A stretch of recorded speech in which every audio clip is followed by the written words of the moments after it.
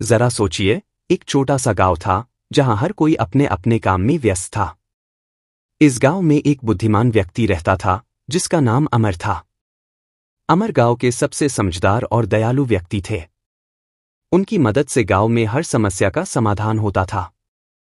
एक दिन गांव में कुछ अजीब घटनाएं शुरू हो गई।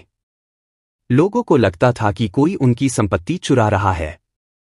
सभी परेशान थे और अमर को इस समस्या का समाधान निकलने के लिए सहायता चाहिए थी। अमर ने डिसाइड किया कि वो इस राज को सुलझाएंगे। उन्होंने गांव के कुछ छिपे हुए कोने में छुपा हुआ रखवाला बनाया और रात को चोरी के समय उसको देखने का इंतजाम किया। एक रात अमर ने अपने रखवाले को कहा, आज रात को हम देखते हैं कौन है जो चोरी कर रहा है। रात के अंधेरे में रखवाला चोरी को पकड़ने के लिए तैयार था। थोड़ी देर बाद उन्हें एक आवाज सुनाई दी और एफआईआर कुछ गति से चलने की आवाज भी सुनाई दी। रखवाला चोरी को ढूंढने के लिए भगता हुआ उस रास्ते पर गया, पर जैसे ही वो आगे बढ़ा, एक आंधी आई और सब कुछ अंधेरा हो गया। अमर ने सोचा, शायद ये आंधी का असर है, लेकिन मुझे चोरी का राज तो पता चलना चाहिए।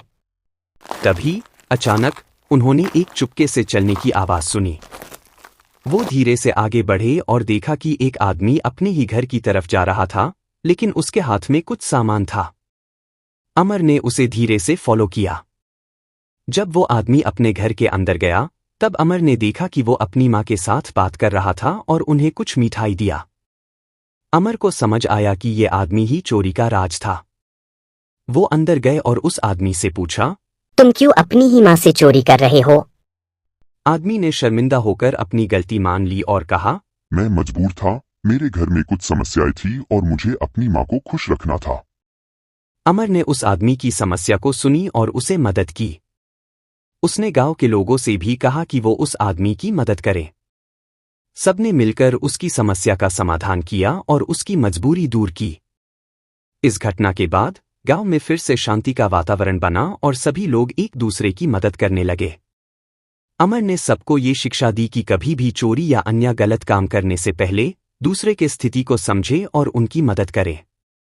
इस कहानी से हमारा संदेश ये है कि समझदारी और दयालु भावना से ही हम समस्याओं का समाधान कर सकते हैं और कभी भी किसी की मजबूरी का फायदा नहीं उठाना चाहिए।